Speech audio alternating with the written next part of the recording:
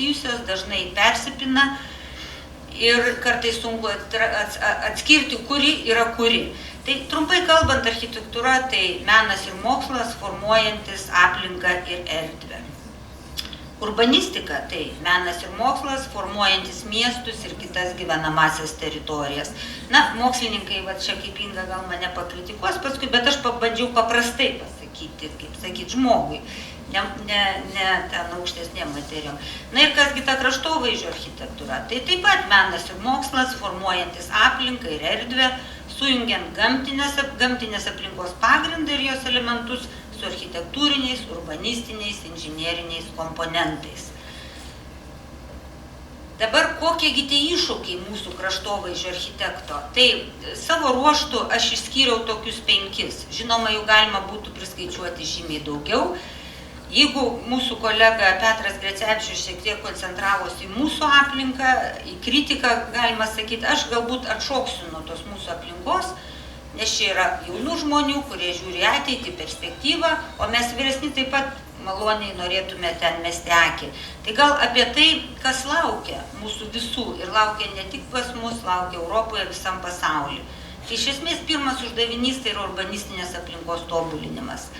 Todėl, kad greitai besikeičiančiam pasaulyje, ypač Europoje, keičiasi miestų, miestelių, gyvenviečių kraštovaizdis. Vykstant aukštos kokybės naujų būstų statybai ir atnaujinant ir renovuojant esančius, urbanistinės aplinkos tobulinimas tampa užduotimi numeris 1 21 amžiuje. Tvarus atvirų erdvių vystymas urbanizuotose teritorijose ateityje vaidins esminį vaidmenį, formuojant artimiausią žmogaus aplinką, gyvenamąją aplinką. Šalia kokybiško būsto esančio, žalios, švarios, atraktyvios poilsio ir rekreacijos erdvė suteiks žmonėms daug gerų emocijų, darys juos laimingesnius. O koks yra iš tiesų žmogaus siekis? Dėl ko mes čia visi stengiamės? Tam, kad būtume laimingi. Žinoma, tai gal nepasiekiama, bet stengtis reikia. Esmė tame, kad mes dabar labai daug kalbam apie renovacijas, kaip fasadus apšiltinsim, galų gale kaip mes pasidarysim gražų savo interjerą, kokį mes malonų ir fainą baldą nusipirksim, o išeinam į lauką ir matom ką. Tai, ką mūsų kolega Petras prieš tai rodė. Tai bet kai jau mes baigiam išsigražinti aplinkui, tada mes pažiūrėsim, kasgi čia yra toje aplinkoje ir kartais gal suvoksim, kad aplinka netgi yra svarbiau negu tai, ant kokios kėdės mes namuose valgome pusryčius. Toliau, sekantis iššūkis tai rekreacinių išteklių tausojamas naudojimas. Čia jūs gal spėjat greičiau už mane skaityti, bet esmė tame, kad pasaulis yra labai greitas. Žmogus dabar yra užkrautas tikrųjų informaciją ir darbų. Jam reikia atsigauti efektyviai, greitai, atgauti tas savo fizinės ir dvasinės jėgas. Be abejo, reikia vystyti rekreacinių išteklių įvairovę. Tas poilsis turi būti įvairus, pasyvus, aktyvus, dar visoks sveikatą atstatantis. Taip pat jis turi būti skirtas tiek jaunesniem, tiek vyresniem žmonėm, nes mūsų visuomenė eina, taip sakant, nesenin, bet, kaip čia pasakyti, brandin, turbūt taip. Tai va, tai iš esmės šitoj erdvėje kraštovaizdžio architektui taip pat atsiveria didžiulės erdvės. Ir visada reikia atsiminti, kad mes rekreacinius išteklius turime naudoti tausojančiai, tam, kad jie tarnautų ne tik mum ir ateinančiom kartom, galų gale jie gali nespėti net ir mum patarnauti. Ir toliau ypač svarbus dalykas yra gyvosios gamtos pažinimas ir saugojimas, ne veltui šį išskyriau atskirai. Tai vienas iš raktinių kraštovaizdžio architektų uždavinių - gerai pažinus gamtą, sudaryti sąlygas augalam ir gyvūnijai klestėti, padėti atkurti prarastas rūšis dėl žmogaus neatsakingos veiklos ir erozijos paliestas teritorijas. Tai ne vien meilė gamtai, tai esminė žmonijos išlikimo sąlyga. Nesiplėsiu, bet iš esmės yra didžiulės teritorijos pasaulio, kurios užleistos, apleistos, iškirsti miškai ir visa kita, ir visą tą mes turime atstatyti. Mes, kaip pasaulio piliečiai, aš kalbu, šiek tiek, kaip minėjau, atsispirkime nuo savo, todėl, kad dabar jauni būsimi studentai ir būsimi specialistai, iš esmės, mes tikimės, kad baigę mūsų specialybę galės dirbti visame pasaulyje. Toliau, sekantis iššūkis, naujiena jau nebe naujiena, vakar dienos naujiena, tai statinių ekosistemos. Žmogaus būstas, ypač visuomeniniai pastatai išgyvena transformaciją. Jie tampa ištisomis ekosistemomis, išorėje želdinami ne tik jau stogai, kas, kaip sakant, įprasta net iš senovės pas šiaurės gyventojus, bet ir fasadai, vidinėse erdvėse atsiranda augalų kompozicijos, kriokliai, fontanai ir panašiai. Kiemuose įrengiami bendruomenės daržai, pastatai tampa ne tik vartojantis, bet ir gaminantis energiją, tuo pačiu ir apsivalantis augalų pagalba nuo teršimo ir atliekų. Kraštovaizdžio architektas sukuria prielaidas bendruomeniai profesionaliai įgyvendinti savo poreikius. Namas yra ekosistema, jis pats gamina šilumą, pats, reiškia, šiukšlės utilizuoja, iš to vėl gamina šilumą. Ta prasme, einam pasaulis tai, kad aš pats savimi apsirūpinu, gyvendama savo name.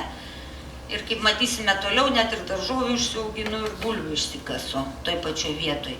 Na kągi, ir įdomiausias, toks linksmiausias, netoks jau rimtas, bet vis tiek, kaip sakyt, žmonija be meno gyventi negali. Tai atsiradęs žemės meno vystymasis, jis labai populiarėja. Nežinau, galbūt čia Irma paskui pristatys, ar tikrai labai naujas tas grynojo meno reiškinys, kad meniniai objektai atsiranda gamtinėje aplinkoje, kartais labai netikėtose vietose, dažnai jos kūrė su kraštovaizdžio architektūra susiję kūrėjai. Įdomu tai, kad šis menas atsirado tyrinėjant gamtą, iš to gimsta idėja ir kūrinys. Grinamajame mene buvo įprasta, kad kūrėjas sukuria kūrinį, o po to kažkur jį ten pakabina, padeda ar pastato. Šiuo atveju vyksta kitaip. Būtent žemės menui būdinga tai, kad tyrinėjama gamtinė aplinka inspiruoja šito kūrinio gimimą.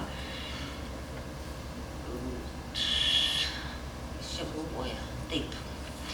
Tai kągi, Klaipėdos universitete 4 metų kurse studentai įgys būtinas kraštovaizdžio architektui gebėjimus priimti laikmečio iššūkius, apie kuriuos kalbėjau, ir juos sėkmingai veikti. Baigusieji kraštovaizdžio architektūros studiją gebės suvokti ir planuoti atviras erdves. Jų darbas pasitarnaus, kad žmonijos gyvenamoji aplinka taptų įdomesnė, labiau pritaikyta gyvenimui, su galimybė dar labiau ją tobulinti. Pagrindinė kryptis yra praktinių projektavimo įgūdžių suteikimas. Čia kalbu apie bakalaurą, apie profesinį bakalaurą. Vienas iš svarbiausių siekių mokymosi procese - atskleisti studento kūrybinės galias, sustiprinti jas praktinėmis ir teorinėmis žiniomis. Savo realiuose projektuose ir idėjose kreipti ypatingą dėmesį į žmogaus poreikius, ekologiją bei ypatingai jautrų visomis prasmėmis mūsų supantį pasaulį. Ir pavyzdžiai, paminėjau 5 tos, vadinkim, kažkokias tai svarbiausias kryptis, kurios man pasirodė šiandieną nagrinėtinos, ir štai ką mes turime pasaulyje. Netoli Kopenhagos esantis Siluso bokštai. Buvo paskelbtas konkursas, taip įvyko berods 2009 metais, ir štai kokių gavome pasiūlymų, ką galima padaryti iš Siluso bokštų. Tai įsivaizduokime, aš čia nekomentuosiu, man atrodo pakankamai viskas matosi, kad šitokiuose darbuose be kraštovaizdžio architektų iš esmės neįmanoma apsieiti. Ir dar atkreipkite dėmesį visur, kad pastatai projektuojami tokie, kad žmogus viską turėtų vietoje. Ir darbą, ir gyvenimą, ir poilsį, ir gražią aplinką, ir netgi pasiskinti pomidorų, nueitų čia pat kažkur. Taip, čia kitas tai iš tos pačios temos. Aš šiek tiek skubėsiu, nes laikas labai greit bėga.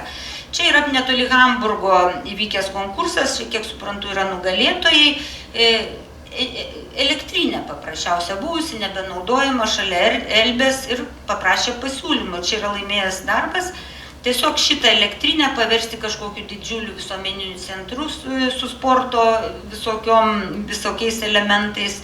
Ir, reiškia, plieninis tinklas apgaubiami pastatai ir jisai apželdinamas būtent augalais, kurie būdingi Elbės pakrančių augmenijai. Nepaprastai mane, taip sakant, savo maštabiškumu pritrenkęs darbas, tai yra Singapūro pavyzdys. Čia galbūt reikėtų šiek tiek gal išsamiau papasakoti apie šitą objektą. Tai Jie pavadino tai prasmingo gyvenimo ir darbo fabriką. Tai sukūrė Spark Architects grupė. Azijoje, kaip ir visuomet civilizuotame pasaulyje, iš esmės bręsta spartaus populiacijos senėjimo problemos. Įdomiau tai, kad pas juos laukiama, kad per 20-30 metų žmonių virš 65 metų išaugs 314%. Tai yra nuo 207 milijonų, kurie buvo 2000 metais, iki 857 milijonų 2050 metais. Singapūras yra neišimtis ir vidutinis gyventojų amžius per 33 metus išaugo nuo 24 metų iki 39. Vidutinė gyvenimo trukmė pailgėjo nuo 72 iki 82 metų. Įspūdingi žmonių amžiaus pasikeitimai. Jeigu 70 metais praeito amžiaus žmonės nuo 65 metų sudarė 3,4%, tai jau 13 jų buvo 11,2%. Šioje teritorijoje yra didžiulė problema užtikrinti saugių maistų. Singapūras yra vienas iš labiausiai urbanizuotų miestų pasaulyje. Ir jeigu 60 metais fermerių žemės užėmė 25% teritorijos, kas aišku, mums atrodo labai mažai, tai šiuo metu visa užstatyta teritorija sudaro 90%. Ir pasiekmė yra labai brangi žemė. Dėl ko tai įvyko? Todėl, kad buvo brangi žemė, greitai vystėsi statyba ir fermeriai paprasčiausiai ją pardavė, nes jiems labiau apsimokėjo parduoti tas savo žemės negu gaminti maistą. Dabar gavosi tokia situacija, kad Singapūras importuoja 90% jam reikalingų maisto produktų. Ir ši teritorija pavojingai stipriai priklauso nuo importuotų maisto produktų. Tai tampa nesaugu. Kaip mums, tarkim, buvo nesaugu turint vieną energijos šaltinį. Tai va čia tos grėsmės pasaulyje yra. Ir aš kalbu ne taip sau, atrodo tas Singapūras, bet aš jau matau, kad žmonių lietuvių dirbančių visam pasaulyje yra. Taip, kad tos problemos darosi, kaip sakyt, labai artimos greitai, nes pasaulis mažas. Ir Singapūro vyriausybė strateguoja pritaikant moderniausias ir net ateities technologijas, užtikrinant žalialapių daržovių, pavyzdžiui, žuvies, kiaušinių ir kitų produktų